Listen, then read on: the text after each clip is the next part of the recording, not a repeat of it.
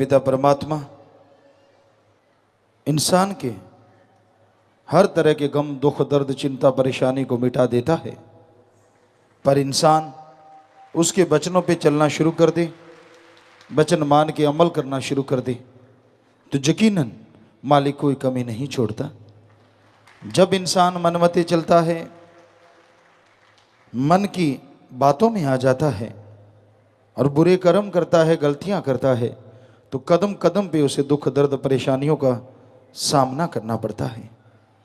वचन मानो, वचनों पे चलो। कलयुग में वचनों की भक्ति है। वचन किसके होते हैं? संत, पीर, फकीर जो बात कहते हैं वो संतों के वचन नहीं होते, बल्कि वो अल्लाह वाहिगुरु राम की चर्चा होती है, उसके बारे में वचन होते हैं और वही वचन करवाते हैं। वो बताते हैं कि ईश्वर परमपिता परमात्मा की भक्ति, इबादत करो, कभी किसी से ठगी, बेईमानी, भ्रष्टाचार ना करो, सेवा सुमरण करते हुए आगे बढ़ो। यकीनन जन्मों जन्मों के पाप कर्म कटेंगे, आपका अंत्यकरण साफ होगा और मालिक के नूरी स्वरूप के दर्शनों के आप लायक बनते जाएंगे। जैसे जैसे इंसान मनमते चलता जाता है, वैसे वैसे अपनी बेड़ी में बट्टे डालता जाता है और मालिक से दूर होता जाता है। सो मालिक की तमाम खुशियों के हकदार बन सकते हो, उसकी दया में रहमत को हासिल कर सकते हो अगर वचनों पे रहते हुए उस पर अमल करो, सुमरन करो, सेवा करो, तो यकीनन उसकी कृपा होगी, यकीनन उसकी दया में रहमत से आप लबरेज होंगे। अपनी खुदी को खुदा के रास्ते में कभी आने ना दो, अपने अहंकार को कभी जगाओ ना। मैं बहुत जानकर, मैं ये जानता, मैं वो जानता, मैं बुरी बला है, सको तो निकसो भाग, कहे कबीर कब लगी रहे रुई लपेटी आग। मैं अहंकार, खुदी, जब तक इंसान छोड़ता नहीं, मालिक की खुशियों का अधिकारी नहीं बनता। तो अपने अंदर के अहंकार को मिटाओ सुमरन के द्वारा, भक्ति इबादत के द्वारा। जैसे आग का अंगार रुई में लपेट के मुट्ठी में ले लो, कितनी देर रहेगा, आखिर आपकी चमड़ी को जला देगा। उसी तरह मैं, खुदी, अहंकार इंसान के लिए घातक है। अगर इंसान खुदी में डूबा रहता है और अल्लाह वाहिगुरु राम को कुछ भी नहीं समझता, तो एक दिन उसे अपनी परेशानियों से, अपने कर्मों से दो चार होना पड़ता है और वो दुखी होता है, परेशान होता है, मैं उसे ख़त्म कर देती है, बर्बाद कर देती है। इसलिए सुमरन करते हुए, भक्ति इबादत करते हुए आगे बढ़िए, ताकि खुदी मिट जाए, खुदा मिल जाए। तो यकीनन ये संभव है अगर आप सेवा करें, अगर आप सुमरन करें, अगर वचनों पे अमल करें।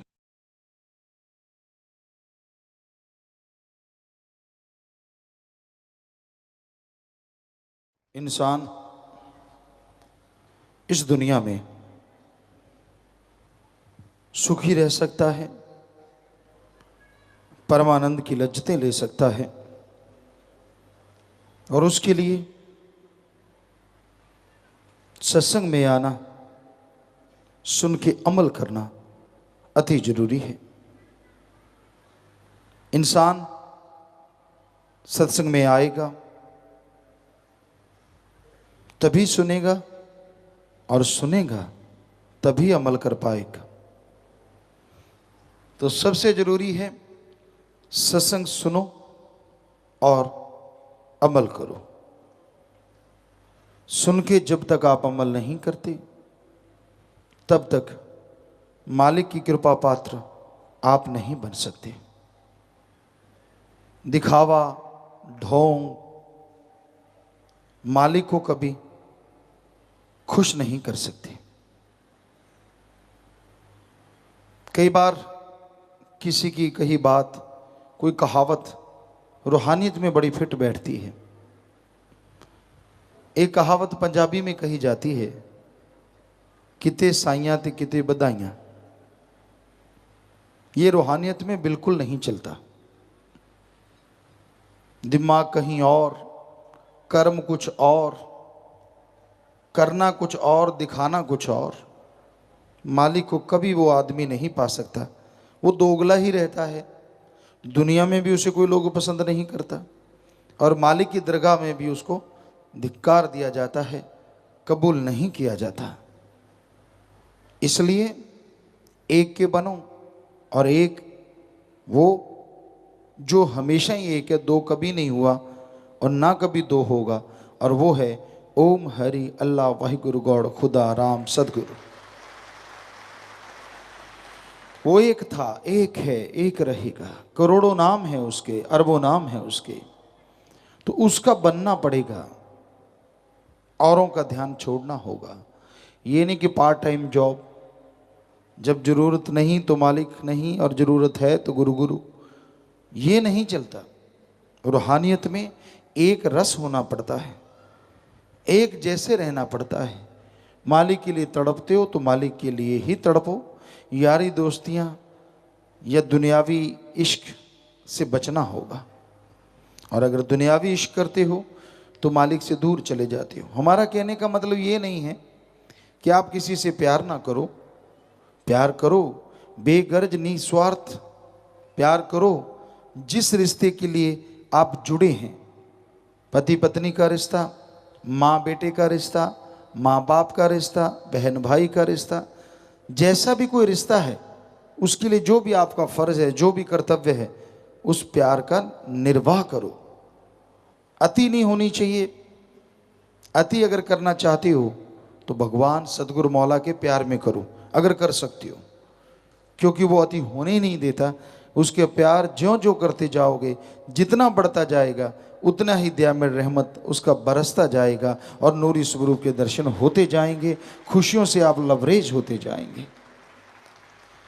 पर जिसे वो देता है उसे देखता भी है, जिसे प्यार लुटाता है अजमाता भी है। पर अगर अजमाने में ही खिसक जाओ तो मालिक कहाँ से मिलेगा। कई लोगों का आपस में 2 का, 3 का, 2 का, 5 का, 7 का इतना प्यार होता है, इतना प्यार होता है कि रोटी अच्छी नहीं लगती, सोना मुश्किल हो जाता है, काम धंधा अच्छा नहीं लगता जब तक दोनों, तीनों, चारों, पांचों, सातों, आठों साथ ना हो। कहीं इतना प्यार मालिक से किया जाए कि मालिक तेरे बिना मुझे चैन नहीं आएगा, नींद नहीं आएगी, सुमन करे, तड़फे। शायद मालिक इस तड़फ से आधी तड़फ में भागा चला आए, पर उसके लिए नहीं तड़पते। लोग एक दूसरे के प्यार में, इश्क में तड़फते हैं, पागल हुए रहते हैं, पगला जाते हैं। इंद्रियों का भोग विलास, थोड़ा स्वाद, उसके लिए अंधे हुए रहते हैं। सब रिश्ते नाते बाकी सब एक किनारे लगा देते हैं। तो ऐसा प्यार आपके लिए घातक है। आप कभी सुखी नहीं रह सकते, चैन नहीं आएगा, क्योंकि कहीं ना कहीं तकरार होगी, कहीं ना कोई झगड़ा होगा। हमेशा तो विचार मिले नहीं रह सकते, और जैसे झगड़ा तकरार होगा तो फिर एक दूसरे की सारी कमियां गाओगे, और जब कमियां गा दी तो एक दूसरे के अंदर जख्म हो जाएंगे, आपस में जुड़ोगे नहीं, क्या फ़ायदा। उस अल्लाह राम मालिक वाहिगुरु गौड़ खुदा रब से सच्चा प्यार जोड़ो। वो इस जहान में भी, अगले जहान में भी, दोनों जहान में आपका साथ नहीं छोड़ेगा, हमेशा हाथ पकड़ के रखेगा।